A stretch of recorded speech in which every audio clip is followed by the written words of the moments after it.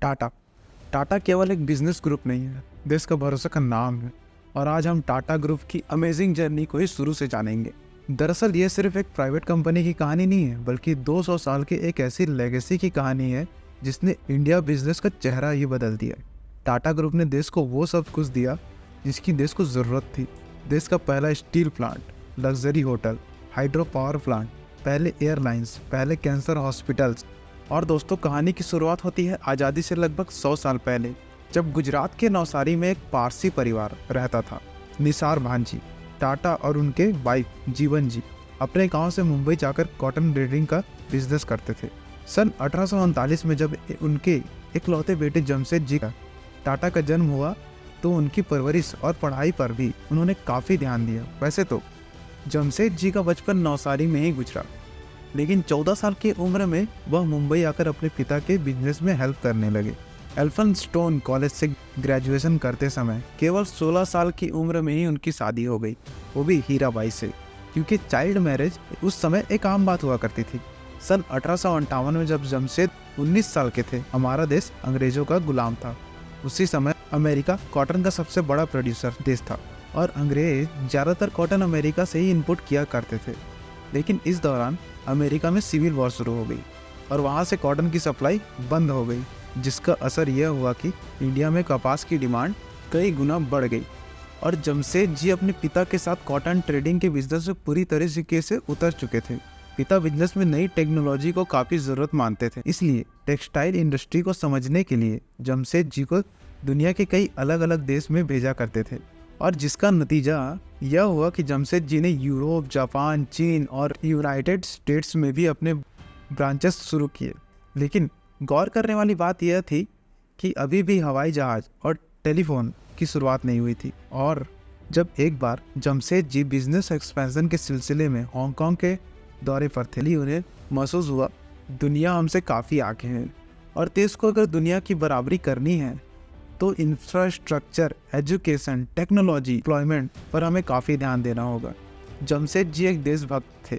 उन्होंने एक ऐसा बिजनेस डेवलप करने का फैसला किया जो देश को आत्मनिर्भर बना सके तथा लोगों को अच्छी शिक्षा और रोजगार भी दिलाने की कोशिश की। और फिर इसी सोच ने टाटा ग्रुप की बुनियाद रखी। साल 1970 21,000 कैपिटल के साथ जमशेद जी एक ट्रेडिंग कंपनी की शुरुआत करते हैं और साथ ही मुंबई में एक पुराना तेल मिल खरीदते हैं। तेल मिल को खरीदकर अलेक्जेंड्रा के नाम कॉटन मिल के कन्वर्ट कर दिया। हालांकि इस मिल को 2 साल तक चलने के बाद उन्होंने इसे अच्छे मुनाफे में बेच दिया और जो भी पैसे मिले उससे मुंबई कोर्ट से 800 किलोमीटर दूर नागपुर में इम्प्रेस मिल नाम से एक कॉटन मिल की शुरुआत की।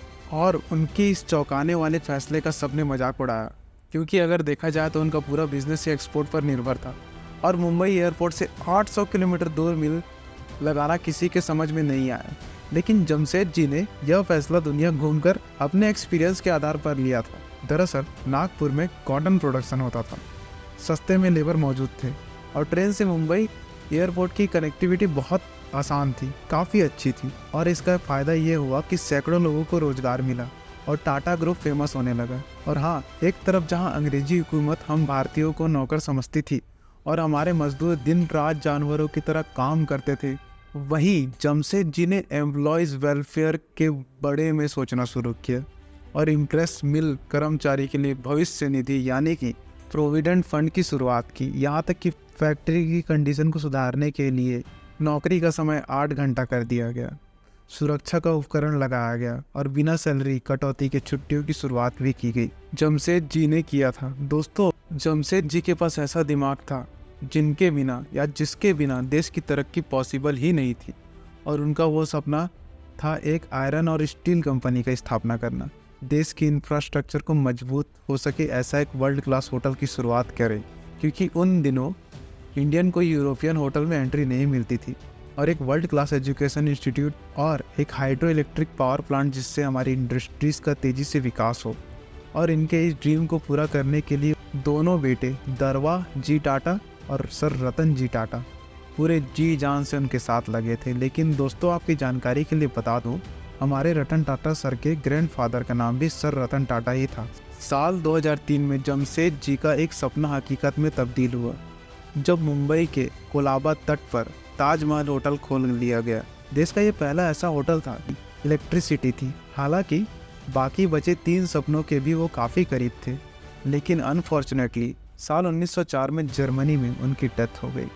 जमशेदजी टाटा के बाद बड़े बेटे दोराबजी टाटा ग्रुप के अध्यक्ष बने, लेकिन उनके ऊपर प्रेशर था अपने पिता के अधूरे काम को पूरा करने का, और काफ़ी मुश्किलों के बाद साल 1907 में उन्होंने टाटा आयरन और स्टील यानी कि टिस्को की स्थापना की, जिसे आज हम टाटा स्टील के नाम से जानते हैं।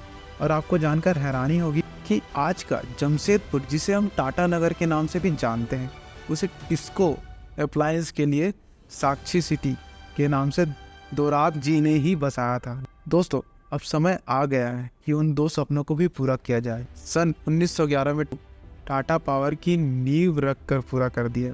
टाटा जी को गेम्स में भी काफ़ी इंटरेस्ट था। भारतीय खेलों को प्रमोट करने के लिए इंडियन ओलंपिक मूवमेंट की शुरुआत उन्होंने ही की थी। आगे चलकर जब भारतीय ओलंपिक संघ बनाया गया तो सर दोरबजी टाटा उसके पहले अध्यक्ष बनाए गए थे, जो रामजी टाटा की शादी मेहरबान से हुई थी, जो फेमस साइंटिस्ट डॉक्टर होमी के भाभी के रिलेटिव थी। लेकिन दुर्भाग्य से दुर्गा जी का कोई संतान नहीं हुई। उन्होंने अपनी सारी प्रॉपर्टी एक ट्रस्ट बनाकर चैरिटी के लिए दान कर दिया, जिसे आज हम दोरबजी टाटा ट्रस्ट के नाम से जानते हैं।